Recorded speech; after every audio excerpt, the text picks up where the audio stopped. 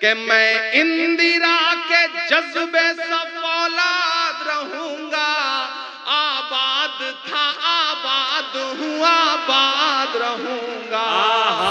آج کا یہ دن انہی کو یاد کرنے کا دن ہے اور ان سے پریرنا لینے کا دن ہے کہ جب ملک کو ضرورت ہو، جب اپنے دیش کو ضرورت ہو تو ہمیں ہر طریقے سے تیار رہنا چاہیے اور اپنے ملک کی ترقی کے لیے آپ کو اور ہمیں سبھی کو محنت کرنی چاہیے۔ سنیں گے دوستو، گنتنتر دیوس کے موقع پر عمران پرتاپ بڑی اور اقرا حسن کو ایک ساتھ سنتے ہیں۔ اس سے پہلے بتا دوں دوستو، گنتنتر دیوس بھارت دیش کا ایک راشٹریہ پرو ہے۔ یہ پرتی ورش 26 جنوری کو منایا جاتا ہے۔ چلیے پہلے سنتے ہیں دونوں کی ویڈیو کو۔ تو آپ سے گزارش ہے ویڈیو کو لائک خوش نصیبی کا موقع ہے ہم سبھی کے لیے کہ آج ہمارے دیش کا سوتنترتا دیوس ہے، اور اس موقع پر میں سبھی کو، آپ سبھی کو بہت بہت شبھکامنائیں پیش کرتی ہوں۔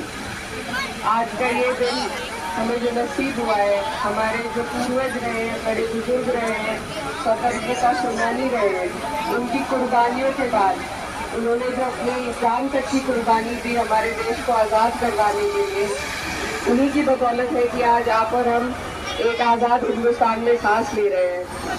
آج کا یہ دن انہی کو یاد کرنے کا دن ہے اور ان سے پریرنا لینے کا دن ہے کہ جب ملک کو ضرورت ہو، جب اپنے دیش کو ضرورت ہو تو ہمیں ہر طریقے سے تیار رہنا چاہیے اور اپنے ملک کی ترقی کے لیے آپ کو اور ہمیں سبھی کو محنت کرنی چاہیے۔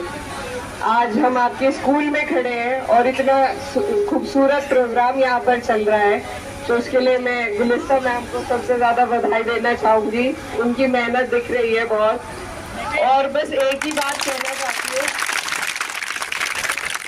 کہ آج ہم اپنے دیش کے لیے، اپنے ملک کے لیے اگر کچھ کر سکتے ہیں تو وہ ہے کہ ہم اونچی سے اونچی تعلیم حاصل کر کے اپنے ملک کو ترقی کی اور لے جائیں۔ کسی بھی چنوتی کے پڑاؤ پر آپ کو اگر کوئی چیز سب سے زیادہ کام آئے گی تو وہ آپ کی تعلیم ہے۔ آپ اسکول کے بچے ہیں، یہ آپ کے پڑھائی کے دن ہیں۔ میری آپ سب سے یہی گزارش ہے کہ اپنے ان دنوں میں اپنی تعلیم کو مضبوطی سے حاصل کریں، خوب لگن اور محنت سے پڑھائی کریں اور بھی ترقی کرے گا۔ تو ہم اگر اپنے ملک کے لیے آج جان کی قربانی نہیں دے سکتے، لیکن ہم اپنے ملک کے لیے پڑھ لکھ کر اس کی ترقی کے لیے محنت کر سکتے ہیں، اور یہی آپ کی ہماری سب کی ذمہ داری ہے۔ میں اسکول کے سبھی ٹیچرز کو دھنیہ واد اور مبارکباد دینا چاہتی ہوں، اور امید کرتی ہوں کہ ہمارا یہ اسکول اور ہمارے علاقے کے سبھی اسکول بہت ترقی کریں اور سب بچے یہاں سے پڑھ لکھ کر اس دیش کا، اپنے علاقے کا اور اپنے دیش کا نام روشن کرنے کی پوری کوشش کرنی چاہیے۔ نہرو کے خیالوں کا نگہبان رہا ہوں میں، لال جواہر کا بھی ارمان رہا ہوں۔ کیا سچے مصرے ہیں۔ نہرو کے خیالوں کا نگہبان رہا ہوں میں، لال بہادر کا بھی ارمان رہا ہوں۔ راجیو اٹل سب کے ہوں الفاظ سمیٹے۔ اب جو باریکی ہے اس باریکی تک پہنچ جائیے گا تو پھر مجھے دعائیں دیجیے گا کہ راجیو اٹل سب کے ہوں الفاظ سمیٹے، خاموش سمن موہنی انداز سمیٹے۔ کیا لفظ استعمال اور کیا۔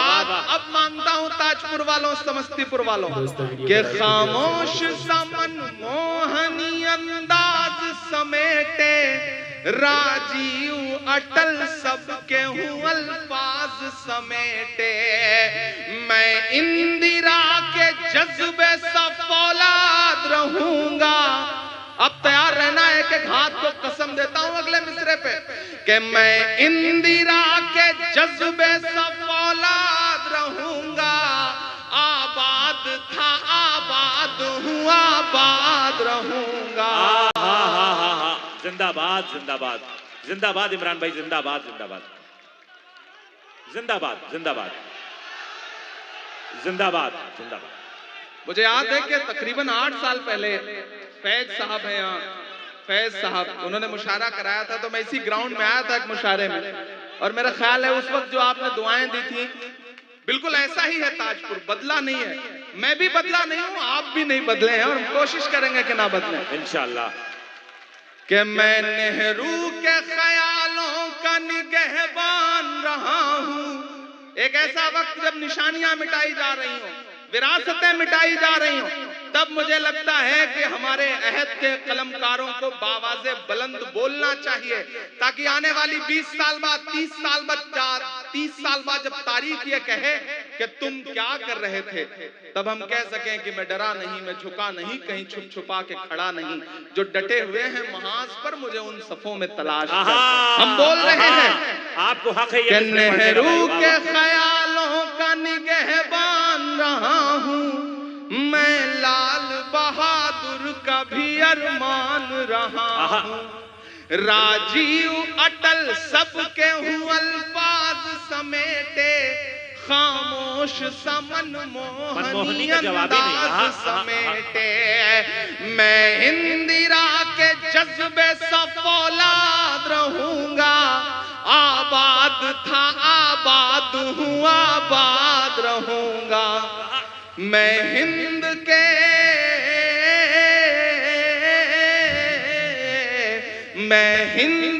ہر شخص کی چاہت کا صلہ ہوں. میں لال قلعہ لال قلعہ لال قلعہ ہوں. ناظرین، دونوں ویڈیو سننے کے بعد آپ اپنی رائے میں کیا کہنا چاہتے ہیں وہ نیچے کمنٹ باکس میں ضرور بتائیں. آئیے ناظرین، تاریخ اسلام کتاب سے کچھ خاص باتیں سنتے ہیں. جب سنگ دل کافروں نے دیکھا کہ ان مسلمانوں کو اچھی پناہ مل گئی ہے، جو مسلمان ہوتا ہے وہ حبشہ جا آباد ہو جاتا ہے، تو حسد کی آگ میں جل مڑے اور یوں خیال کیا کہ اگر یہی حال رہا تو اسلام ترقی پکڑ جائے گا اور ہمارے شکار مفت ہمارے نیچے سے نکلتے رہیں گے. اس لیے اس تدبیر میں مصروف ہوئے کہ کسی طرح ملک حبش دارالامن نہ رہے اور مسلمان بے ذلت و خواری حاکم حبشہ ہی کے حکم سے وہاں سے نکالے جائیں، تاکہ ہم کو آوازیں کسے اور دل کی بھلائی بھر اس کا نکالنا موقع ملے. چنانچہ ان لوگوں نے مجلس منعقد کی اور اس خیال کو مشورہ میں ڈالا. آخر حاضرین جلسہ میں اس تدبیر کی فکر طے ہو گئی اور بالاتفاق کفار مکہ میں سب کی رائے سے یہ منصوبہ پختہ ہو گیا. نخلا اور طائف کے مابین شہر فتح کی طرف بڑے میدان میں ایک بازار لگتا اور میلہ ہوتا تھا. اس مشہور بازار کا نام شوق عتاد تھا. اس میں دو نزدیک کے قبیلے جمع ہوتے اور خرید و فروخت کرتے اور اپنے آباؤں اجداد کی فضیلت کے فخر یہ اشعار بآواز بلند پڑھ پڑھ کر ایک دوسرے پر تفاخر ظاہر کیا کرتے تھے. یہاں تک کہ اسی قسم کی جہالت آمیز باتوں میں اکثر کٹ مرتے تھے. برسوں لڑائیاں چھپتی اور ہزاروں خون ہو جایا کرتے تھے.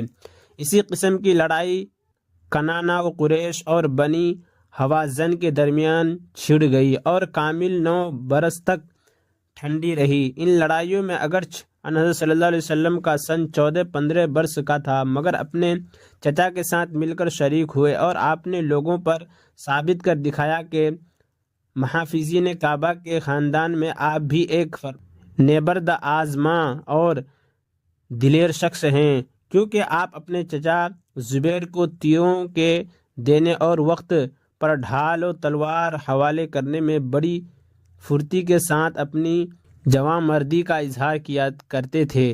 اس جنگ کا نام عرب میں حرب الفجار کے نام سے مشہور ہے. گو آپ نے اس زمانے سے 25 برس کی عمر تک کوئی ایسی مشہور فاح عام کا کام نہیں کیا جس کو تخصیص کے ساتھ بیان کیا جائے. ہم آپ کی رحم دلی، اخلاق، وفاداری، سچائی، دیانت داری، نیک چلنی، غربا نوازی، قومی ہمدردی و انصاف پسندی نے آپ کو ہر دل عزیز بنایا اور قوم سے امن کا خطاب دلا دیا. عبد المطلب کا تمام خاندان متمول اور شریف مکہ سمجھا جاتا تھا، لیکن عزت و آبرو کے مصارف اور آمدنی سے زیادہ امیر رانہ خرچ نے اس خاندان کی حالت عرصہ ہو کا کمزور کر دی تھی، اور خصوصاً ابو طالب کثرت عیال کے سبب اور بھی زیادہ فکر معاش میں پریشان و مغموم رہتے تھے. ایک بار محمد صلی اللہ علیہ وسلم کو بلا کر کہنے لگے کہ بھتیجے، اگر تم بھی خدیجہ سے مال تجارت لے کر ملک شام کی طرف جاؤ اور میرے بارے فکر کو ہلکا کرو تو بہتر ہے، کیونکہ میرا حال اس وقت اسداق ہے اور میری نظر تمہاری ہی جانب جاتی ہے، کیونکہ تم سچائی و صفائی معاملات میں مشہور اور برکت و خراق عادت کے مظہر ہو، اور ایسی حالت میں خدیجہ کا تم مال دے دینا کوئی مشکل بات نہیں ہے، اور امید ہے کہ تمہارے معاملہ میں برکت بھی ہوگی۔ خدیجہ مکہ میں قوم قریش کی ایک مالدار بیوہ عورت نہایت حسینہ اور عاقلہ تھی۔ ان کے 2 نکاح ہو چکے تھے اور ان کے آخری شوہر بھی، جو بڑے مطموم اور مشہور تاجر تھے، انتقال کر چکے تھے، اس لیے ان کو اپنی تجارت کی ترقی کے لیے تنخواہ اور حصہ منافع کی صورت پر مال تجارت دینے کو دیانت دار اور امین آدمیوں کی ہر وقت ضرورت رہتی تھی۔ خدیجہ عنہ صلی اللہ علیہ وسلم کی امانت و تدبیرین کے حالات خود بھی سن چکی تھی، اور اپنے بھتیجے فاطمہ کی زبانی آپ کے ذاتی اوصاف حمیدہ پورے طور پر ان کے ذہن نشین ہو گئے تھے، اس لیے وہ بطور خود آپ کی خواہش مند تھی، اور اتفاقاً جبکہ ابو طالب کا یہ خیال بھی خدیجہ نے سن پایا تو اپنی طرف سے خدیجہ کو درخواست کرنے میں بھی کچھ تعامل نہ ہوا، اور کہلا بھیجا کہ اگر محمد صلی اللہ علیہ وسلم اس کام میں مشغول ہوں تو میں ان کو دوسروں کی بنسبت المضاعف زیادہ اجرت دوں گی۔ غرض انس صلی اللہ علیہ وسلم خدیجہ کے خاص غلام میسرہ اور ایک عزیز خزیمہ بن حلیم کی ہمراہی میں مال تجارت لے کر خدیجہ کی طرف سے ملک شام روانہ ہوئے، اور اس مرتبہ بصرہ کے قریب بحیرہ کے مقام نستورہ حب کے ملاقات ہوئی، اور نستورہ نے آپ کا جمال با کمال دیکھ کر جسم کی دیکھ بھال شروع کی، اور آخر پکار اٹھا، ہو نہ ہو یہی نبی آخر الزماں ہے، دیکھو یہ درخت جس کے نیچے محمد صلی اللہ علیہ وسلم بیٹھے ہیں وہ مبارک درخت ہے جس کے نیچے نبی کے سوا کوئی دوسرا آدمی کبھی نہیں بیٹھا۔ ناظرین، ایسے ہی ویڈیو کے لیے ہمارے اس چینل کو ضرور سبسکرائب کریں۔ ملتے ہیں ایسے ہی نئی ویڈیو کے ساتھ، تو جب تک کے لیے دیجیے مجھے اجازت اور رکھیے اپنا خیال۔ آپ دیکھ رہے تھے سنہرے لفظ، اور میں آپ کے ساتھ محمد ثاقب۔ السلام علیکم ورحمۃ اللہ وبرکاتہ۔